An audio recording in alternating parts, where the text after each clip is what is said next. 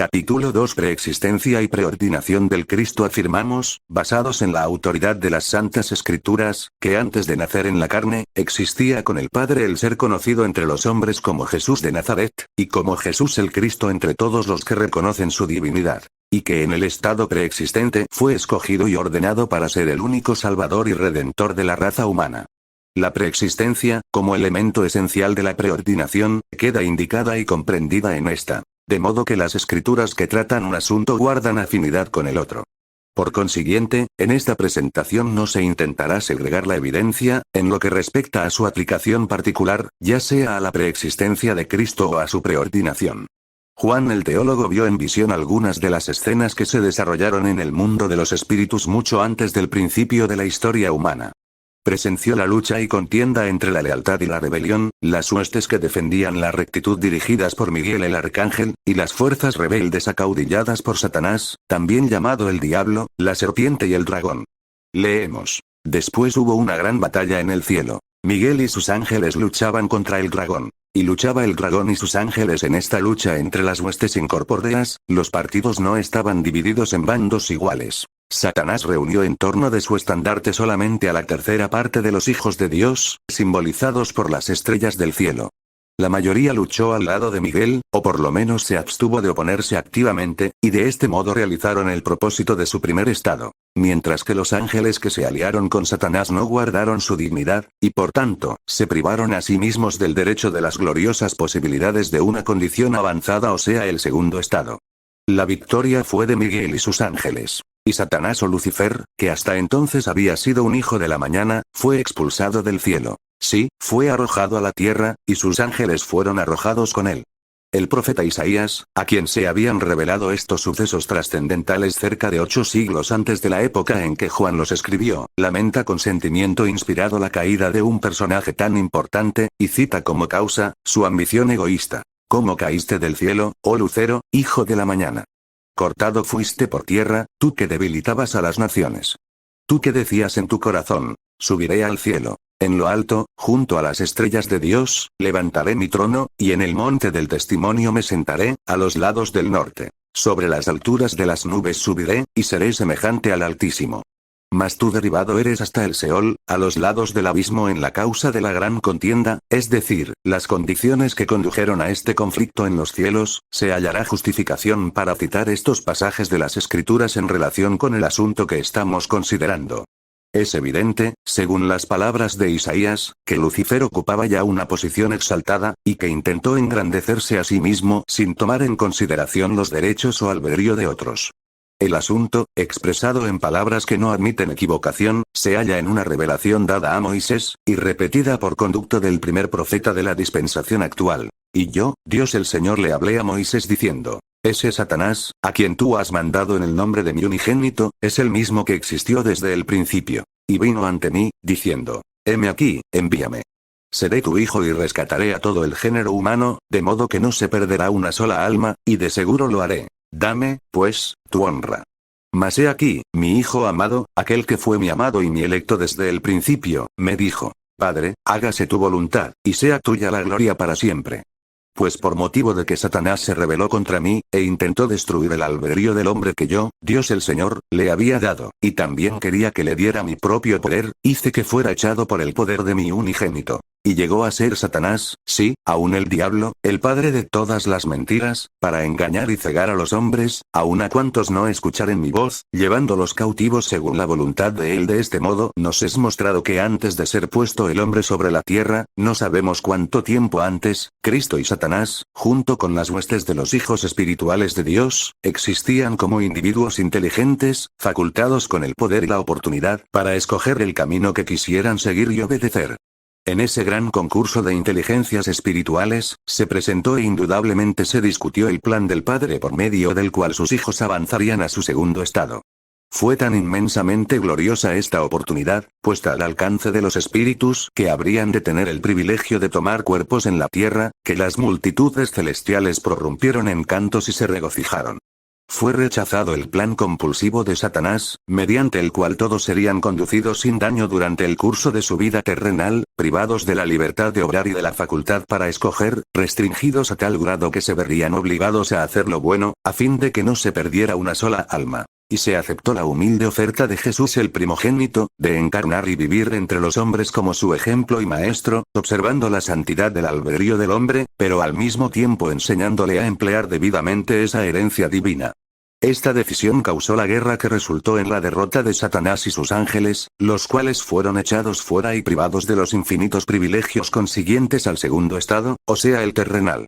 En ese augusto concilio de los ángeles y los dioses, tomó parte prominente el ser que más tarde nació en la carne como Jesús, hijo de María, y allí fue ordenado por el Padre para ser el Salvador del género humano. En cuanto a tiempo, empleando este término con referencia a toda la existencia pasada, esto es lo primero que sabemos acerca del primogénito entre los hijos de Dios. Y para nosotros los que leemos, señala el principio de la historia escrita de Jesús el Cristo. Aun cuando los escritos del Antiguo Testamento abundan en promesas referentes a la realidad del advenimiento del Cristo en la carne, son menos explícitos en cuanto a su existencia antes de tomar cuerpo. Mientras los hijos de Israel vivían debajo de la ley, sin la preparación necesaria para recibir el Evangelio, el Mesías era para ellos uno que habría de nacer del linaje de Abraham y de David, facultado para librarlos de sus cargas personales y nacionales, así como para vencer a sus enemigos. El pueblo en general, si acaso era capaz de formarse un concepto, apenas percibía vagamente la realidad de la posición del Mesías como el Hijo elegido de Dios, un ser de poder y gloria preexistentes que fue con el Padre desde el principio. Y aunque se concedió una revelación de la gran verdad a los profetas especialmente comisionados con las autoridades y privilegios del santo sacerdocio, estos lo transmitieron al pueblo en términos de imágenes y parábolas, más bien que en palabras claras y directas. Sin embargo, el testimonio de los evangelistas y apóstoles, el testimonio del propio Cristo mientras estuvo en la carne y las revelaciones dadas en la dispensación actual suplen esta escasez de evidencias en las Escrituras. En las primeras líneas del Evangelio escrito por Juan el teólogo, leemos: En el principio era el Verbo, y el Verbo era con Dios, y el Verbo era Dios. Este era en el principio con Dios. Todas las cosas por él fueron hechas, y sin él nada de lo que ha sido hecho, fue hecho, y aquel Verbo fue hecho carne, y habitó entre nosotros, y vimos su gloria, gloria como del unigénito del Padre, lleno de gracia y de verdad. El pasaje es sencillo, preciso y sin ambigüedad. Podemos razonablemente aplicar a la frase en el principio el mismo significado comprendido en las primeras palabras del libro del Génesis. Y este significado debe indicar un tiempo anterior al estado más remoto de la existencia humana sobre la tierra. Definitivamente se afirma que el Verbo es Jesucristo, el cual estuvo con el Padre en ese principio, y que él mismo se hallaba investido con los poderes y categoría de Dios, y que vino al mundo y habitó entre los hombres. Hallamos corroboradas estas declaraciones mediante la revelación concedida a Moisés, en la cual le fue permitido ver muchas de las creaciones de Dios y escuchar la voz del Padre hablar de las cosas que habían sido hechas. Y las he creado por la palabra de mi poder, que es mi Hijo unigénito, lleno de gracia y de verdad. Juan el teólogo afirma repetidas veces la preexistencia del Cristo y el hecho de su autoridad y poder en el estado anterior al terrenal.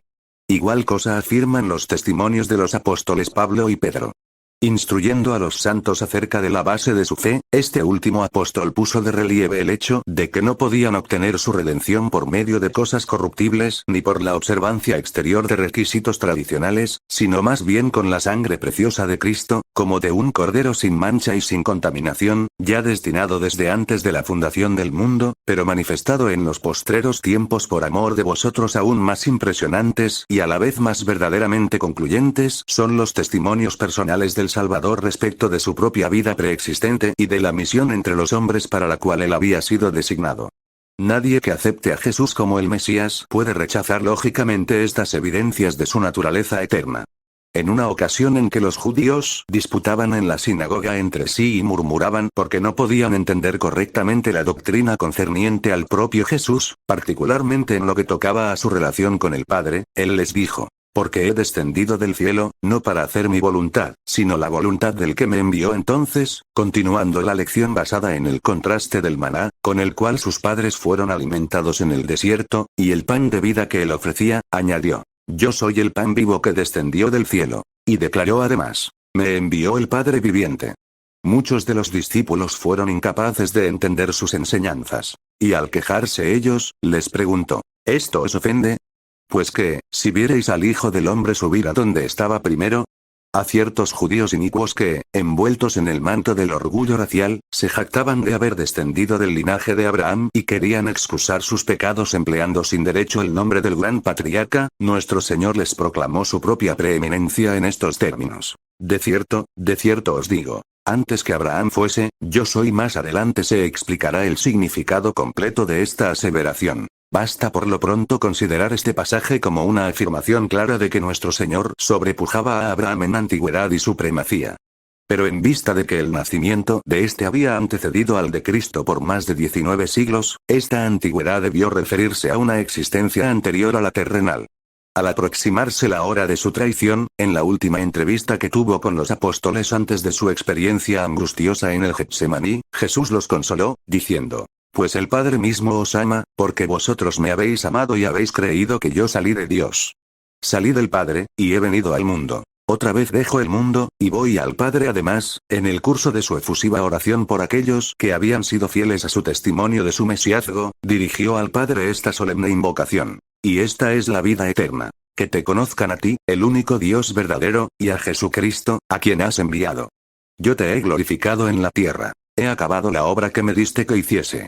Ahora pues, Padre, glorifícame tú para contigo con aquella gloria que tuve contigo antes que el mundo fuese. El libro de Mormón asimismo presenta evidencia explícita de la preexistencia de Cristo y su misión preordinada. No podemos citar sino una de las muchas evidencias que en ese tomo se hallan. Un profeta antiguo, llamado en la historia el hermano de Jared, recurrió al Señor en una ocasión con una súplica especial. Y le dijo el Señor: ¿Creerás las palabras que te voy a declarar? Y él le respondió: Sí, Señor, sé que hablas la verdad, porque eres Dios de verdad, y no puedes mentir.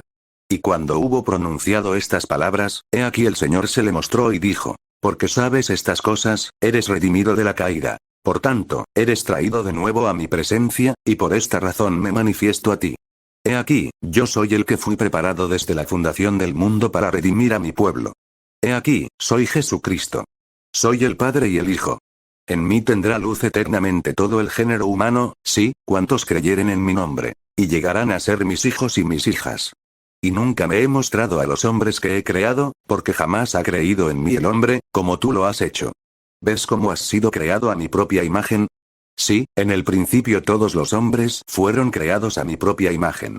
He aquí, este cuerpo que ves ahora es el cuerpo de mi espíritu. Y he creado al hombre a semejanza del cuerpo de mi espíritu. Y así como me aparezco a ti en el espíritu, apareceré a mi pueblo en la carne. Los hechos principales que guardan relación directa con el tema en consideración, y de los cuales testifican los pasajes citados, son: que el Cristo se manifestó a sí mismo mientras se hallaba todavía en su estado preexistente, y que declaró haber sido escogido desde la fundación del mundo para ser el Redentor. Las revelaciones dadas por conducto de los profetas de Dios en la dispensación actual contienen abundante evidencia del nombramiento y ordenación de Cristo en el mundo primordial, y puede ofrecerse como testimonio el texto completo de las Escrituras contenidas en Doctrina y Convenios. Los siguientes ejemplos vienen particularmente al caso. En una comunicación dada a José Smith el profeta, en mayo de 1833, el Señor se proclamó a sí mismo como el que había venido previamente del Padre al mundo, y de quien Juan había dado testimonio como el Verbo. Y se reitera la verdad solemne de que Él, Jesucristo, era en el principio, antes que el mundo fuese. Y además, que era el Redentor que vino al mundo, porque el mundo fue hecho por Él, y en Él estaba la vida y la luz del hombre. Por otra parte, se hace referencia a Él como el unigénito del Padre, lleno de gracia y de verdad, aun el Espíritu de verdad, que vino y moró en la carne. En esta misma revelación, el Señor dijo: Y ahora, de cierto os digo, yo estuve en el principio con el Padre, y soy el primogénito. En una ocasión anterior, como lo testifica el profeta moderno, él y uno de sus compañeros en el sacerdocio fueron iluminados por el Espíritu, de modo que pudieron ver y entender las cosas de Dios, aquellas cosas que existieron desde el principio, antes que el mundo fuese.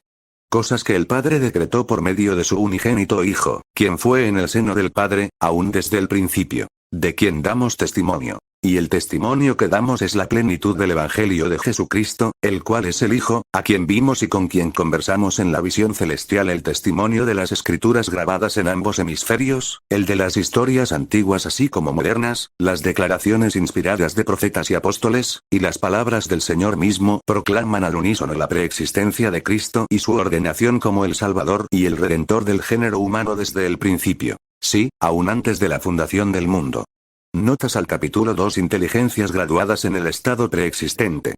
Muéstrase con toda claridad, mediante una revelación divina dada a Abraham, que los espíritus de los hombres existieron como inteligencias individuales con distintos grados de habilidad y poder, antes de la inauguración del estado terrenal sobre esta tierra y aún antes de la creación del mundo como morada adecuada para los seres humanos. Y el Señor me había mostrado a mí, Abraham, las inteligencias que fueron organizadas antes que el mundo fuese. Y entre todas estas había muchas de las nobles y grandes. Y Dios vio estas almas, y eran buenas, y estaba en medio de ellas, y dijo: a estos haré mis gobernantes, pues estaba entre aquellos que eran espíritus, y vio que eran buenos, y él me dijo: Abraham, tú eres uno de ellos. Fuiste escogido antes de nacer.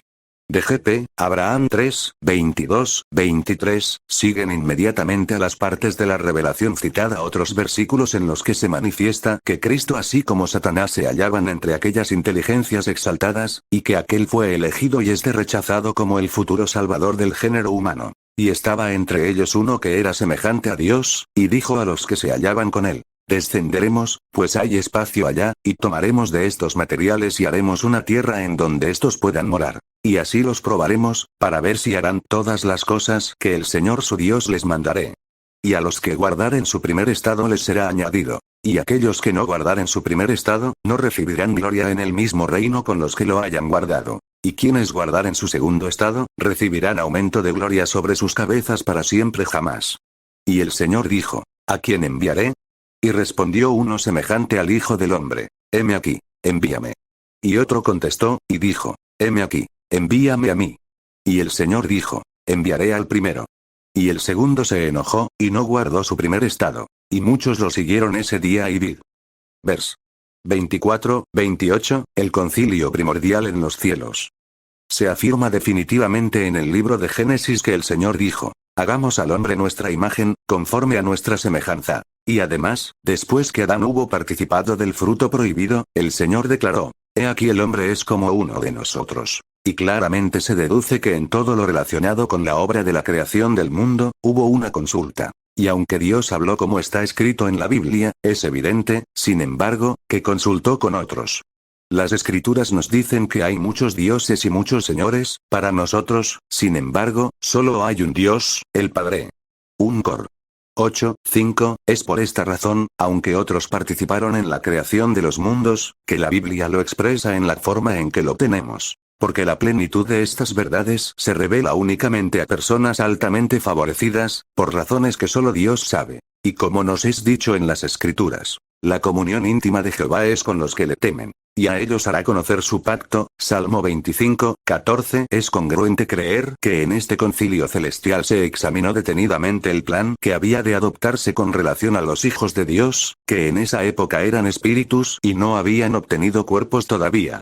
Porque al considerar la creación del mundo y la colocación de los hombres sobre él, permitiéndoles de esta manera obtener tabernáculos o cuerpos, y con ellos obedecer las leyes de la vida y nuevamente ser exaltados entre los dioses, nos es dicho que alababan todas las estrellas del alba, y se regocijaban todos los hijos de Dios. El siguiente asunto por resolver fue cómo y de acuerdo con cuál principio se habría de llevar a cabo la salvación, exaltación y gloria eterna de los hijos de Dios. Es evidente que se propusieron y discutieron ciertos planes en ese concilio, y que después de un examen completo de aquellos principios, y habiendo declarado el Padre su voluntad concerniente a su propósito, Lucifer se presentó ante el Padre con un plan ideado por él mismo, y dijo: heme aquí, envíame. Seré tu hijo y rescataré a todo el género humano, de modo que no se perderá una sola alma, y de seguro lo haré. Dame, pues, tu honra. Pero Jesús, al oír esta proposición de Lucifer, dijo: Padre, hágase tu voluntad, y sea tuya la gloria para siempre. De estas palabras del Hijo bien amado, naturalmente hemos de colegir que al discutirse este asunto, el Padre había dado a conocer su voluntad y explicado su plan y designio sobre estas cosas, y todo lo que su Hijo amado deseaba hacer era cumplir la voluntad de su Padre que, según parece, ya se había expresado. También deseaba que se diera la gloria a su Padre, a quien, como Dios el Padre, y originador y diseñador del plan, correspondía todo el honor y la gloria. Sin embargo, Lucifer quería introducir un plan contrario a la voluntad de su Padre, y además quería su honra, pues dijo: salvaré a todas las almas de los hombres, por tanto, dame tu honra. Quería obrar en contra de la voluntad de su Padre, y arrogantemente deseaba privar al hombre de su libre albedrío, y de este modo convertirlo en esclavo y colocarlo en tal posición que le sería imposible obtener esa exaltación que Dios había propuesto para él, mediante la obediencia a la ley que él le había indicado. Y además, Lucifer aspiraba al honor y poder de su Padre, a fin de poder llevar a cabo principios que se oponían a los deseos del Padre, Mediation and Atonement, por John Taylor, Pax. 93-94. Los Jareditas.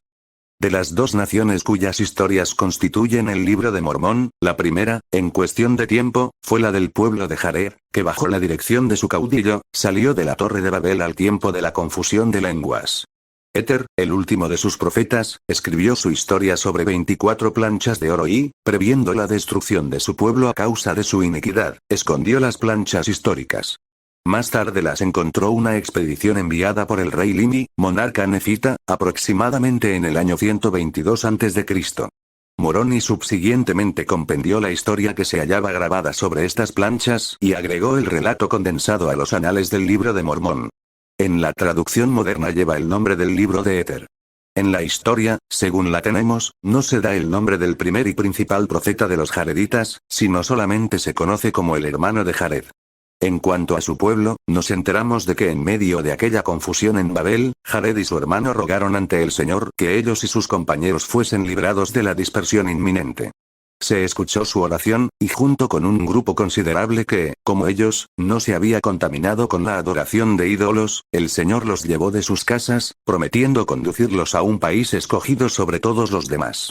No se sabe con exactitud la ruta que siguieron. Solo sabemos que llegaron al océano y que allí construyeron 8 naves o barcos, en los cuales se hicieron a la mar.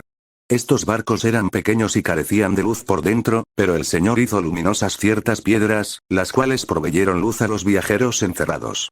Después de un viaje de 344 días, la colonia desembarcó en las costas de América. Aquí la colonia llegó a ser una nación floreciente. Pero, cediendo con el tiempo a disensiones internas, se dividieron en bandos que combatieron entre sí hasta que el pueblo quedó totalmente destruido.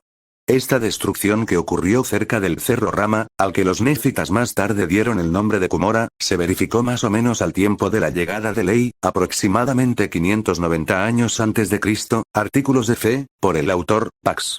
291-292.